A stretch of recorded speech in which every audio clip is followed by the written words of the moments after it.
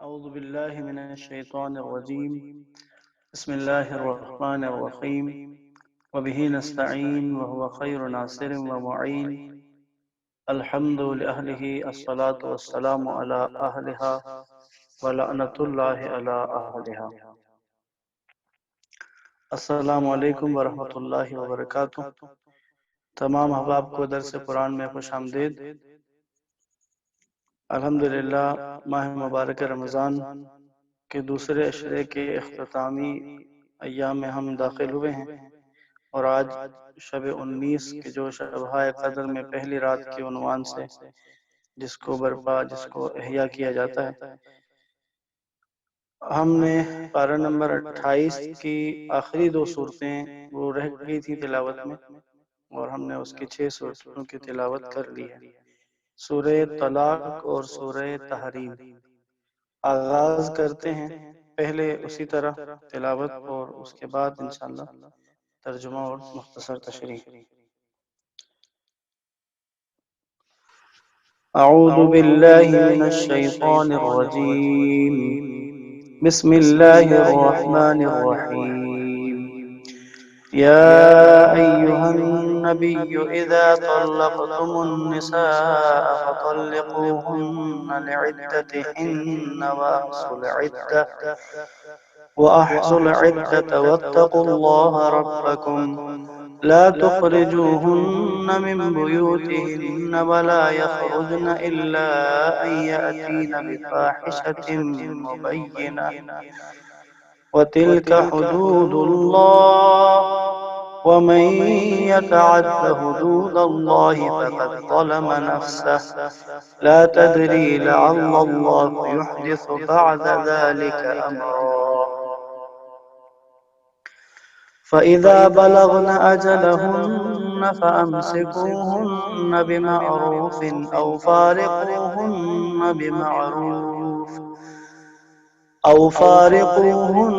بمعروف وأشهدوا ذوي عدل منكم وأقيموا الشهادة لله ذلكم يوعظ به من كان يؤمن بالله واليوم الآخر ومن يتق الله يجعل له مخرجا ويرزقه من حيث لا يحتسب ومن يتوكل على الله فهو حسبه إن الله بالغ أمره قد جعل الله لكل شيء قدرا.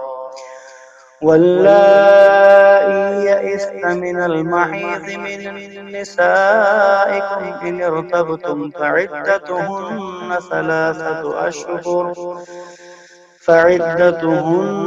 ثلاثة أشهر واللائي لم يحضن وأولاة الأحمال أجلهن أن يضعن حملهن ومن يتق الله يجعل له من أمره يسرا. ذلك أمر الله أنزله إليكم ومن يتق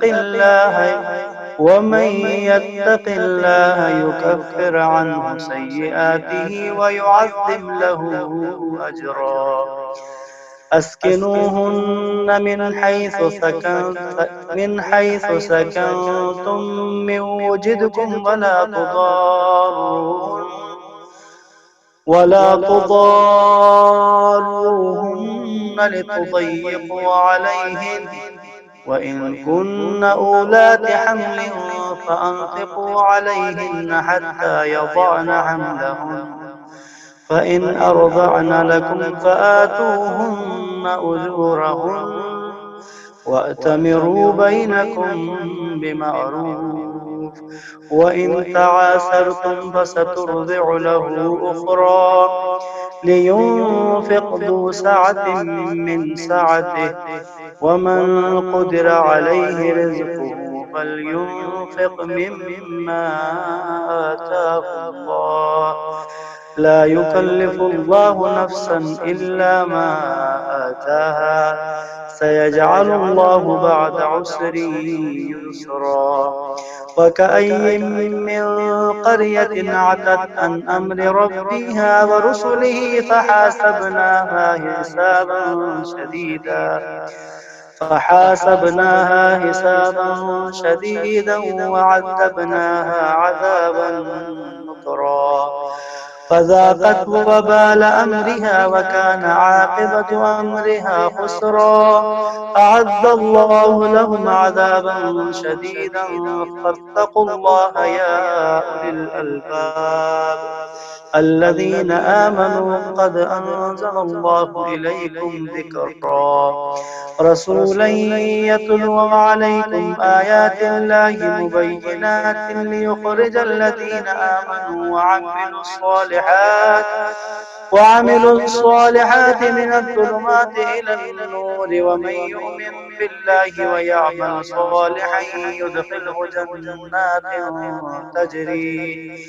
يدخله جنات تجري من تحتها الأنهار خالدين فيها أبدا قد أحسن الله له رزقا الله الذي خلق 7 سماوات ومن الأرض مثلهن يتنزل الأمر بينهن لتعلموا أن الله على كل شيء قدير وأن الله قد أحاط بكل شيء علما صدق اللہ العلی العظیم۔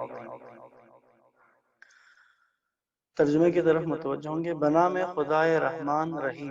اے نبی، جب تم عورتوں کو طلاق دو تو انہیں ان کی عدت کے لیے طلاق دے دیا کرو اور عدت کا شمار رکھو اور اپنے رب اللہ سے ڈرو۔ تم انہیں عدت کے دنوں میں ان کے گھروں سے نہ نکالو اور نہ ہی وہ عورتیں خود نکل جائیں مگر یہ کہ وہ کسی نمایاں برائی کا ارتکاب کریں، اور یہ اللہ کی حدود ہیں۔ جس نے اللہ کی حدود سے تجاوز کیا تو اس نے اپنے ہی نفس پر ظلم کیا۔ تجھے کیا معلوم اس کے بعد شاید اللہ کوئی صورت پیدا کر دے۔ طلاق کے مسائل کے بارے میں یہاں ان آیات میں ذکر ہے، اور چونکہ یہ فقہی کچھ تفصیلی باتیں ہیں لہٰذا اس کی زیادہ تشریح میں نہیں جاؤں گا۔ اگر آپ میں سے کسی کو بھی اس موضوع کو دیکھنا ہو تو وہ فقہی کتابوں کی طرف رجوع کریں گے۔ آیت نمبر 2، پس جب عورتیں اپنی عدت پوری کرنے کو آئیں تو انہیں اچھی طرح سے اپنے عقد میں رکھو یا انہیں اچھے طریقے سے علیحدہ کر دو۔ اپنوں میں سے 2 صاحبان عدل کو گواہ بناؤ اور اللہ کی خاطر درست گواہی دو۔ یہ وہ باتیں ہیں جن کی تمہیں نصیحت کی جاتی ہے ہر اس شخص کے لیے جو اللہ اور روز آخرت پر ایمان رکھتا ہو، اور جو اللہ سے ڈرتا ہے اللہ اس کے لیے مشکلات سے نکلنے کا راستہ بنا دیتا ہے۔ وَمَن يَتَّقِ اللَّهَ يَجْعَل لَّهُ مَخْرَجًا، جو بھی اللہ کا تقوی اختیار کرے گا اللہ اس کے لیے نکلنے کا راستہ، مشکلات سے نکلنے کا راستہ اللہ اس کے لیے بنا دیتا ہے۔ یعنی عورتوں کی جب عدت مکمل ہو جائے تو اگر دوبارہ ان کو اپنی ازدواج میں لینا ہو تو ازدواج میں لی جائے، اگر انہیں ازدواج میں نہیں لینا ہو تو انہیں اچھے طریقے سے علیحدہ کیا جائے، اور طلاق کے وہی 2 صاحبان عدل جو ہے گواہوں کو گواہ بنا کر۔ آیت نمبر 3، آیت نمبر 2 کہ آخری جو جملہ تھا کہ جو بھی تقوی اختیار کرے گا تو خدا اس کو مشکلات سے راستہ دے دے گا، اللہ اس کو مشکلات سے نکلنے کے لیے راستہ بنا دیتا ہے۔ یعنی جو صاحب تقوی بنتا ہے تو اس کے لیے گلی بند نہیں ہو جاتی، یعنی کبھی بھی وہ ایسے سچویشن میں نہیں آتا کہ جہاں سے وہ اس کے لیے کوئی، یعنی جیسے ہوتا ہے نا کہ بالکل ہی بند ہو جائے سب کچھ سوچ نہ آئے، سمجھ نہ آئے کیا کرے کہاں جائے۔ تقوی کے مفہوم پہ اگر غور کیا جائے تو یہ بات نسبتاً آسانی سے سمجھ میں آتی ہے۔ تقوی یعنی خود کو نقصان سے محفوظ رکھنا۔ رہبر معظم نے اس کی بڑی خوبصورت تشریح فرمائی ہے کہ متقی انسان کسی بھی کام میں داخل ہونے سے پہلے پوری منصوبہ بندی کر کے اس کام میں وارد ہوتا ہے، اور وہ اس طرح سے پلاننگ کرتا ہے، اس طرح سے کاموں کو انجام دیتا ہے کہ خود کو، لوگوں کو اور معاشرے کو نقصان سے محفوظ رکھتا ہے۔ آیت نمبر 3، اور اسے ایسی جگہ سے رزق دیتا ہے جہاں سے وہ سوچ بھی نہیں سکتا، یعنی صاحب تقوی کو، اور جو اللہ پر بھروسہ کرتا ہے بس اس کے لیے اللہ کافی ہے، یعنی جو اللہ پر توکل کرے اللہ اس کے لیے کافی ہے۔ توکل کا معنی کل بیان ہو چکا۔ اللہ اپنا حکم پورا کرنے والا ہے، بتحقیق اللہ نے ہر چیز کے لیے ایک اندازہ مقرر فرمایا، یعنی اللہ نے ہر چیز کے لیے ایک معیار قرار دیا ہے۔ کائنات ایک نظام کے تحت ہے، ہر چیز ایک معیار اور ایک میزان اور اندازے کے مطابق ہے۔ آیت نمبر 4، تمہاری عورتوں میں سے جو حیض سے نا امید ہو گئی ہیں ان کے بارے میں اگر تمہیں شک ہو جائے کہ خون کا بند ہونا سن رسیدہ ہونے کی وجہ سے ہے یا کسی اور عارضے کی وجہ سے، یہ ترجمے کی تشریح کے لیے بیچ میں انڈر لائن جو بریکٹس آتا ہے یہ وہ جملہ ہے۔ اگر تمہیں شک ہو جائے تو ان کی عدت 3 ماہ ہے، یعنی اگر ان کے بارے میں شک ہو کہ حیض کا بند ہونا کس وجہ سے ہے، اس پہ شک ہو تو 3 ماہ ان کی عدت ہے۔ اور یہی حکم ان عورتوں کا ہے جنہیں حیض نہ آتا ہو، اور حاملہ عورتوں کی عدت ان کا وضع حمل ہے، اور جو اللہ سے ڈرتا ہے وہ اس کے معاملے میں آسانی پیدا کر دیتا ہے۔ حاملہ عورت کی جو عدت ہے وہ جب تک کہ وہ حمل موجود ہے اس کی عدت باقی رہتی ہے۔ آیت نمبر 5، یہ اللہ کا حکم ہے جو اس نے تمہاری طرف نازل کیا ہے، اور جو اللہ سے ڈرے گا اللہ اس کی برائیاں اس سے دور کر دے گا اور اس کے لیے اجر کو بڑھا دے گا۔ آیت نمبر 6، ان عورتوں کو زمانے عدت میں بقدر امکان وہاں سکونت دو جہاں تم رہتے ہو، اور انہیں تنگ کرنے کے لیے تکلیف نہ پہنچاؤ۔ اگر وہ حاملہ ہو تو وضع حمل تک انہیں خرچہ دیتے رہو، پھر اگر تمہارے کہنے پر وہ دودھ پلائیں تو انہیں اس کی اجرت دے دیا کرو، اور احسن طریقے سے باہم مشورہ کر لیا کرو۔ اور اجرت طے کرنے میں اگر تمہیں آپس میں دشواری پیش آئے تو ماں کی جگہ کوئی اور عورت دودھ پلائے گی۔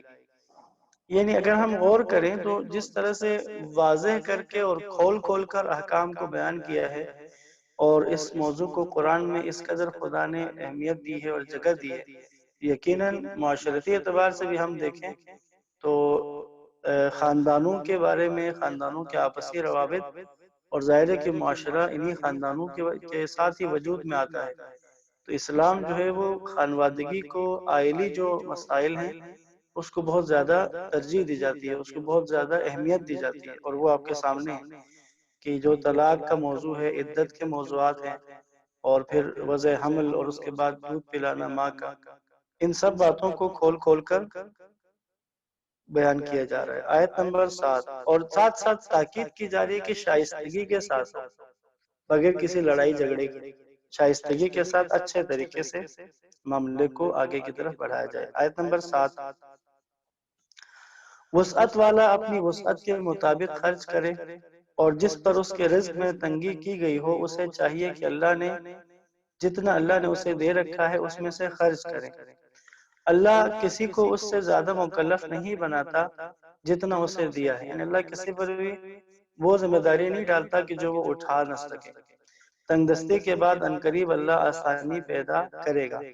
جو پچھلی آیت میں آیا کہ جو دودھ پلانے کا موقع ہے، تو جو ماں دودھ پلائے، طلاق کے بعد کا مرحلہ ہے، دودھ پلائے تو اس کو اس دودھ کی اجرت دی جائے، اور اگر معاملہ طے نہیں ہو پائے تو پھر کوئی اور عورت دودھ پلائے۔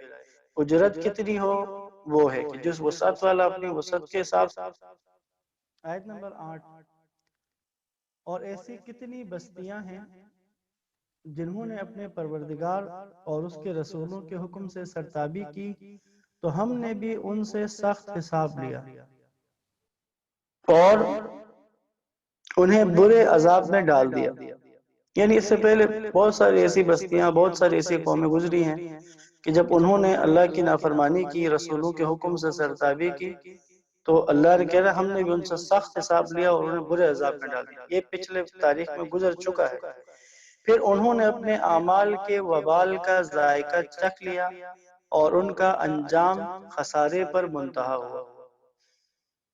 آیت نمبر 10، ان کے لیے اللہ نے سخت عذاب تیار کر رکھا ہے، پس اے عقل مند ایماندارو اللہ سے ڈرو، بے شک اللہ نے تمہاری طرف ایک ذکر نازل کیا ہے، یعنی یہی قرآن،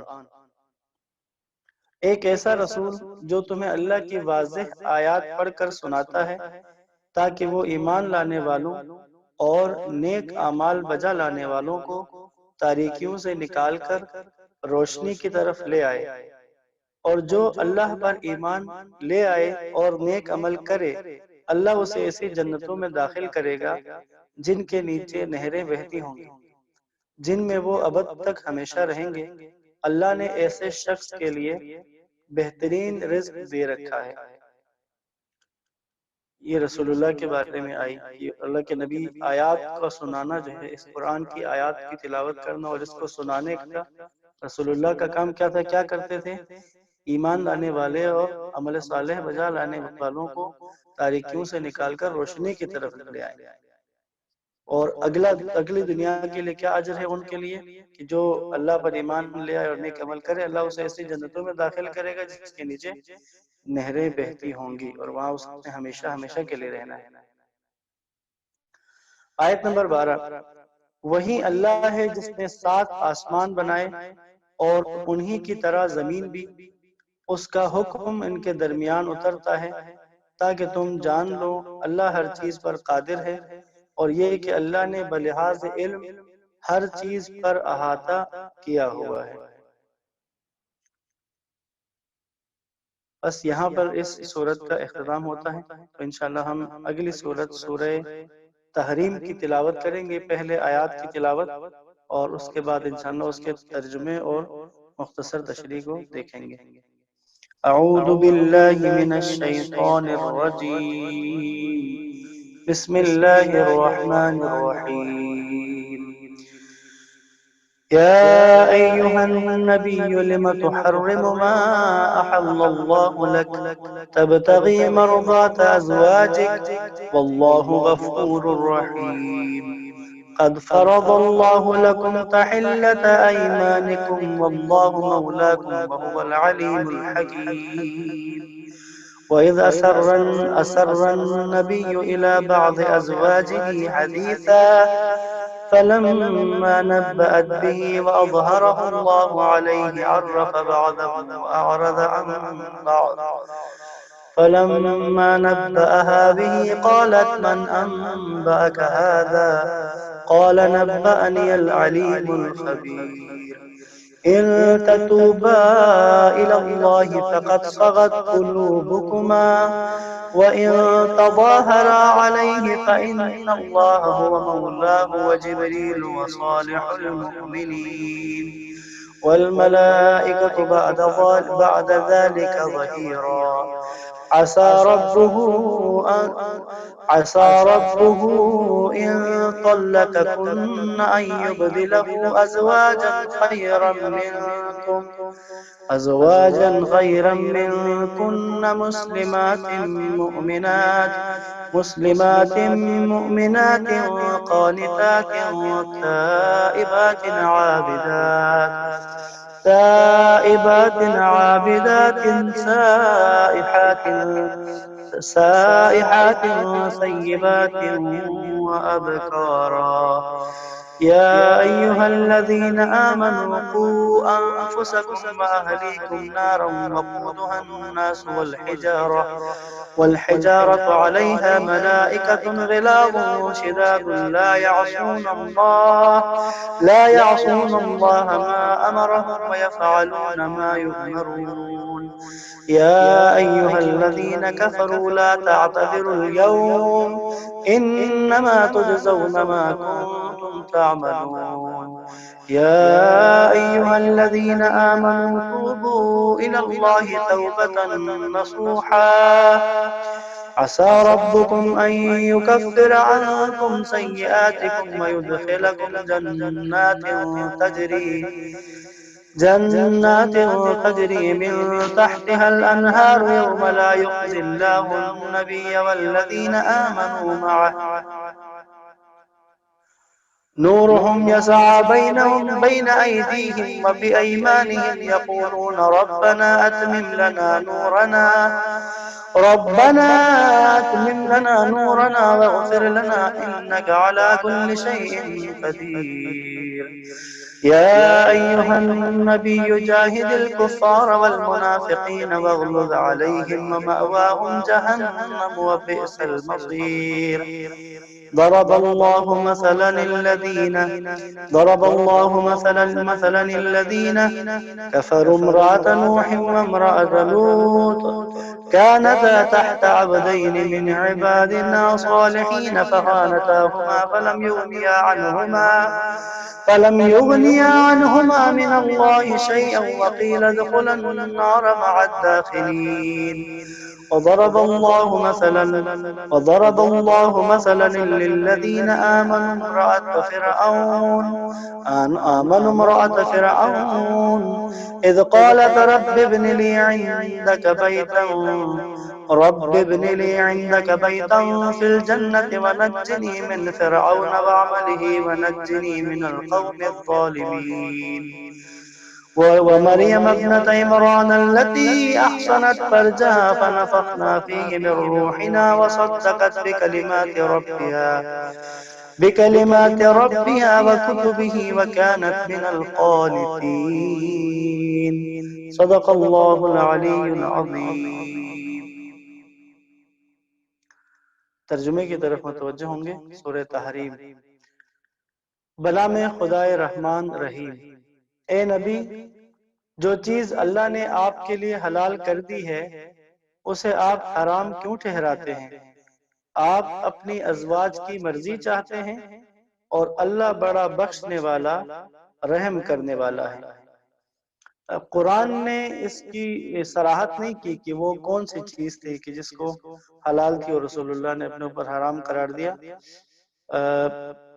یعنی جو آیت کے سیاق سے نا اس سے سمجھ جو آتی ہے وہ یہی کہ بعض چیزیں جو ہیں ازواج کو ناپسند تھی اور انہوں نے آپ کو زج کیا تو آپ نے اس چیز کو ترک کرنے کی قسم کھائی. اس سلسلے کی روایات بھی مختلف ہیں اور یہ جو ہے جو کلی مسئلہ تھا وہ ایک چونکہ مختلف اس کی تشریحات ہیں تو بس مختصراً اگر یہ کہیں کہ اللہ کے نبی کو ایک زوجہ آپ کی خدمت کرتی تھی تو ان کو یہاں شہد وہ کھلایا کرتی تھی. بعض ازواج کو کوئی تکلیف ہوئی، حسد یا کسی طرح کی تکلیف، تو انہوں نے پھر یہ آپس میں طے کیا کہ رسول اللہ جب ان کے پاس سے ہو کر آئیں تو ہم انہیں کہیں گے کہ آپ سے اس کی کسی چیز کی اسمیل آ رہی ہے کہ جو جب اس طرح کا ذکر ایک زوجہ نے کیا تو آپ نے کہا کہ میں نے تو شہد کھایا ہے وہ فلاں کے پاس. تو اس کے بعد پھر آپ نے کہا کہ اس بات کو کسی اور کے پاس مت کرنا. لیکن ظاہر ہے کہ یہ بات جب پھیل گئی تو پھر اللہ کے نبی نے اگلی آیتوں میں یہ بات آ جائے گی. اس کے بعد پھر آپ نے اپنی ازواج کے ساتھ تعلق ترک کیا تھا ایک کچھ عرصے تک، اور بعد میں جب وہ تائب ہوئے اور توبہ کی اور اللہ نے بھی واضح کہہ دیا تھا کہ اگر نبی کے ساتھ رہنا ہے تو پھر جو تم نبی کی ازواج ہو تو عام لوگوں کی طرح ازواج کی طرح کی حرکتیں نہیں ہونی چاہیے. اور اس کے بعد جب تائب ہو گئی تو تب پھر دوبارہ اللہ کے نبی کے ساتھ رہے. آیت نمبر 2. اللہ نے تمہارے لیے قسموں کے کھولنے کے واسطے حکم مقرر فرمایا ہے. اللہ ہی تمہارا مولا ہے اور وہی خوب جاننے والا حکمت والا ہے. ان قسم کھولنے سے مراد وہی جو قسم کا کفارہ ہے، جو قسم کا کفارہ ادا کیا جاتا ہے اور اس کے بعد وہ قسم کی وہ ختم ہو جاتی ہے حرمت. آیت نمبر 3. اور یاد کرو جب نبی نے اپنی بعض ازواج سے راز کی بات کہی تھی، پس جب اس نے اس راز کو فاش کیا اور اللہ نے نبی کو اس سے آگاہ کیا تو اس سے نبی نے اس کا کچھ حصہ بتا دیا اور کچھ حصہ ٹال دیا. پھر جب نبی نے اپنی زوجہ کو وہ بات بتا دی تو وہ کہنے لگی آپ کو یہ کس نے بتایا؟ فرمایا مجھے خدائے علیم و خبیر نے یہ خبر دی ہے. آیت نمبر 4. اگر تم دونوں اللہ کے سامنے توبہ کر لو تو بہتر ہے کیونکہ تم دونوں کے دل ٹیڑے ہو گئے ہیں، اور اگر تم نبی کے خلاف ایک دوسرے کی پشت پناہی کرو گی تو اللہ یقیناً اس رسول کا مولا ہے، اور جبرائیل اور صالح مومنین اور فرشتے بھی اس کے بعد یعنی اللہ کے بعد ان کے پشت پناہ ہیں. یعنی اس میں جو دونوں ازواج تھی، حضرت عائشہ اور حضرت حفصہ، انہوں نے جب اس چیز کو کیا تو ان کو پھر ان کی سمجھے انتہائی سخت رد عمل اللہ کی طرف سے آیا۔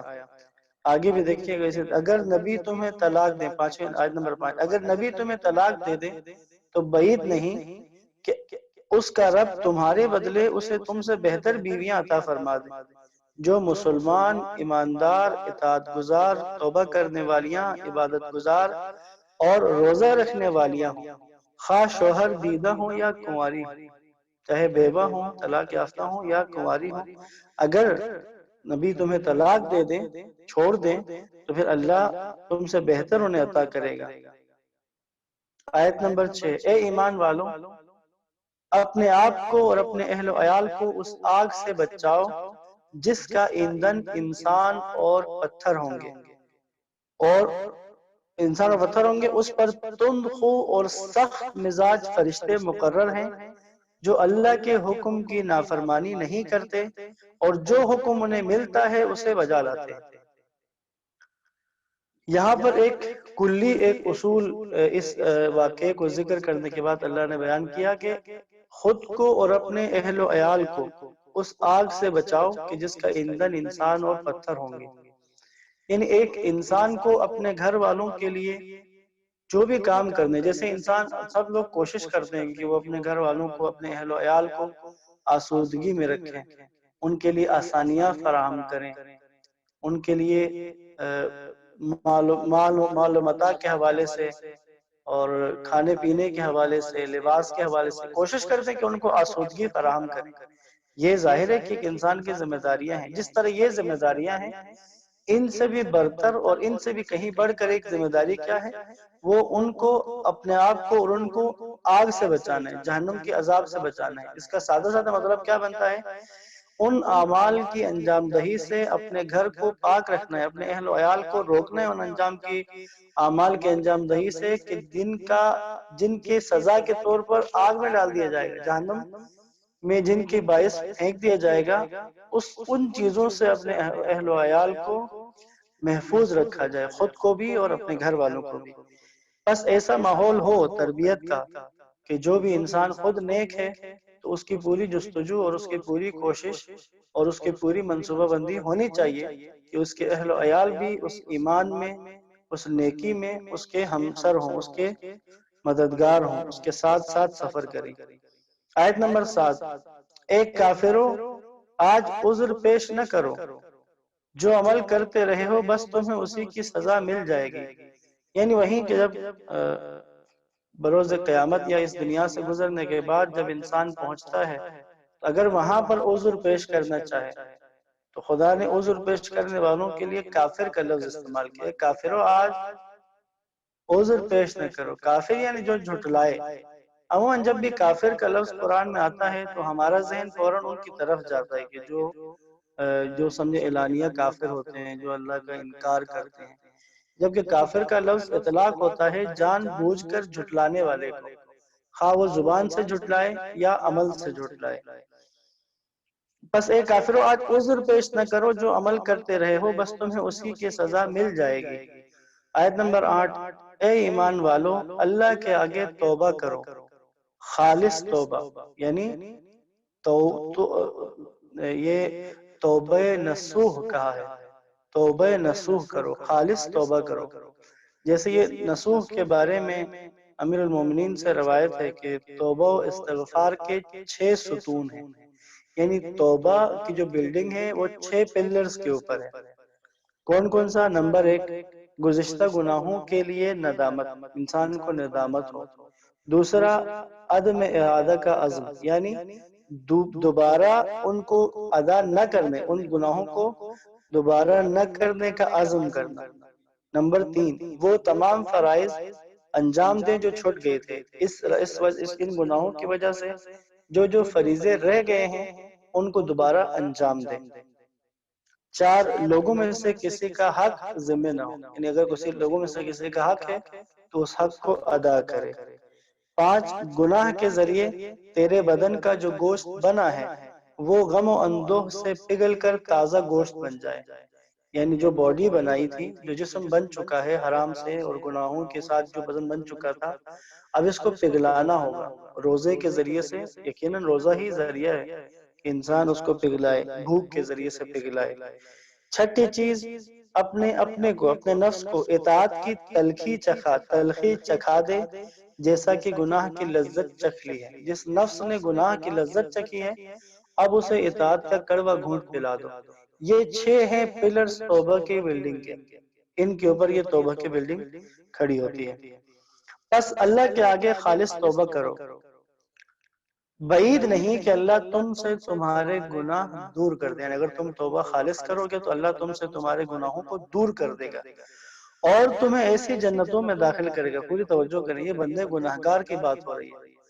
بندے گناہگار کو جنت میں داخل کرنے کی بات ہو رہی ہے۔ اگر وہ توبہ کا پروسیس پورا کر لے تو اللہ اس کو بھی جنت میں داخل کرے گا، اگر توبہ کر لے۔ تمہیں ایسی جنتوں میں داخل کر دے جن کے نیچے نہریں بہتی ہوں گی۔ اس دن اللہ نہ اپنے نبی کو رسوا کرے گا اور نہیں ان لوگوں کو جو اس کے ساتھ ایمان لائے ہیں۔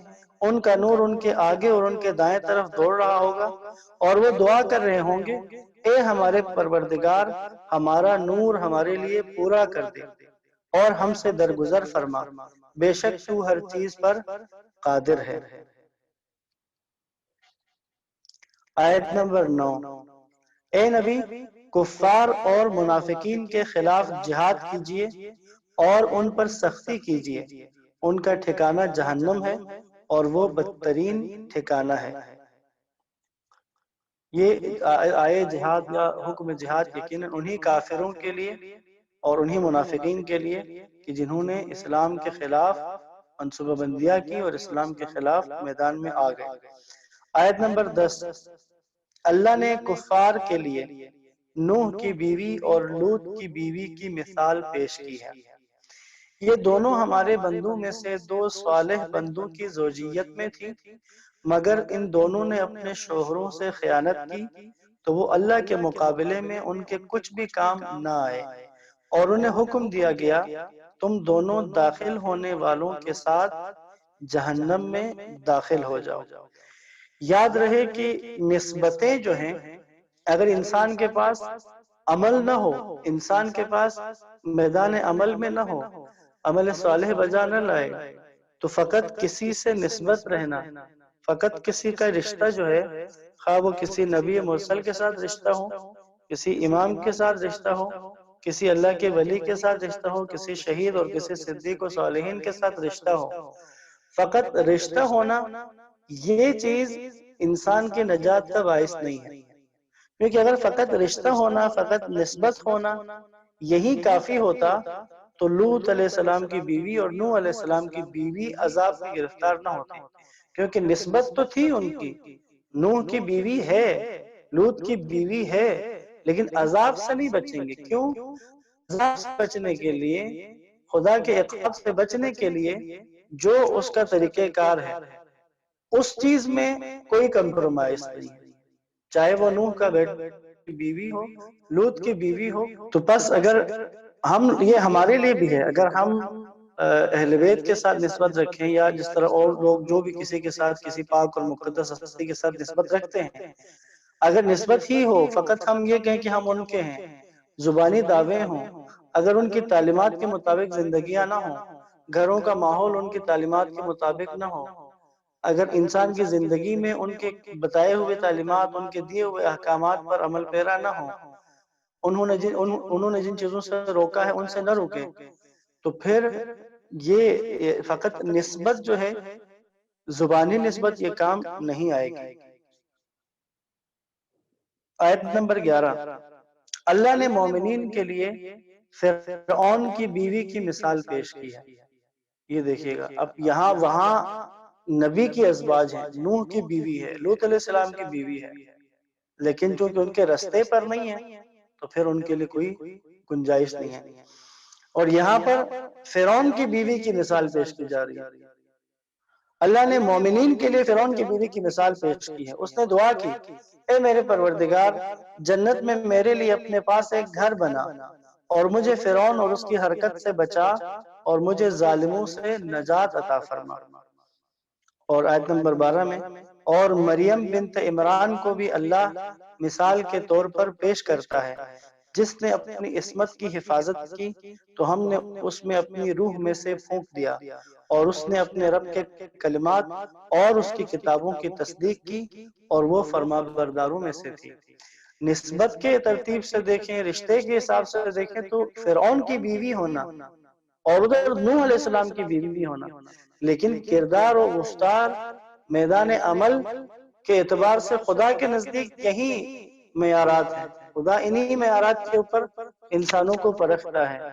یاد رکھیے گا، زبانی دعوے اگر کسی کو بچا سکتے، اگر فقط اور فقط رشتہ ہونا، فقط اور فقط نسبت ہونا یہی کافی ہوتا تو نوح کی بیوی ہوتے ہوئے اس عذاب میں گرفتار نہ ہوتی، لوط کی بیوی ہوتے ہوئے اس عذاب میں گرفتار نہ ہوتی۔ لیکن چونکہ اللہ کے نزدیک معیارات عمل ہے، میدان عمل ہے، ایمان ہے، اور جو ان چیزوں کا، ان صفات کا حامل نہ ہو، اس کو نسبتیں اس عذاب سے، خدا کے عقاب سے نہیں بچا سکتی ہیں۔ یہاں پر ان سورہ تحریم کا بھی اختتام ہوتا ہے۔ پارہ نمبر 29 کا آغاز انشاءاللہ ہم کل کریں گے، اور آج انشاءاللہ آج اعمال شب قدر بھی ہے، رات کو 10:30 بجے ان کا آغاز ہو جائے گا۔ تو انشاءاللہ تعالی آپ میں سے جو بھی تشریف لا سکے، اسی زوم کی اس آئی ڈی پہ بھی اور فیس بک پہ بھی یہ اعمال ہمارے آج رات ہوں گے انشاءاللہ۔ دعا کے ساتھ اختتام کرتے ہیں تمام احباب جو درس میں شامل ہیں، اور ان سب کے لیے، اور جنہوں نے ہم سے دعا کے لیے کہا ہے ان سب کے لیے، اور افراد بھی جن کے لیے اللہ چاہتا ہے کہ ہم دعا کریں، سب کی حاجات کی برابری کے لیے، دعاؤں کی قبولیت کے لیے، مریضوں کی شفا یابی کے لیے، جو بے اولاد ہیں ان کے اولاد کے لیے، بے گناہ اسیروں کی رہائی کے لیے، مقروضوں کے قرض کی ادائیگی کے لیے، امام زمان کے ظہور میں تعجیل، رہبر معظم کی عمر درازی عطلہ سے ثانی و دیگر مراجع کی صحت و سلامتی کے لیے، مسلمانان عالم کی فلاح و بہبود کے لیے، اور بالخصوص جو مسلمان برسر پیکار ہیں ان کی مدد و نصرت کے لیے، تمام مشکلات کے حل کے لیے، عاقبت بخیر ہونے کے لیے، سکرات موت سے آسانی کے لیے 5 مرتبہ مجیدہ کی تلاوت۔ اللہم صلی علی محمد وآل محمد وعجل فرجہم۔ بسم اللہ الرحمن الرحیم۔ امن یجیب المضطر اذا دعاہ ویکشف السوء، امن یجیب المضطر اذا دعاہ ویکشف السوء، امن یجیب المضطر اذا دعاہ ویکشف السوء، امن یجیب المضطر اذا دعاہ ویکشف السوء، امن یجیب المضطر اذا دعاہ ویکشف السوء، یا کاشف الکرب والسوء والبلاء، اکشف کروبنا وکروب جمیع المؤمنین، واقض حوائجنا وحوائج المحتاجین والسائلین، واشف مرضانا ومرضى المسلمين، وصلى الله على محمد وآله الطيبين الطاهرين۔ اللهم صل على محمد وآل محمد وعجل فرجهم، والسلام علیکم ورحمۃ اللہ وبرکاتہ۔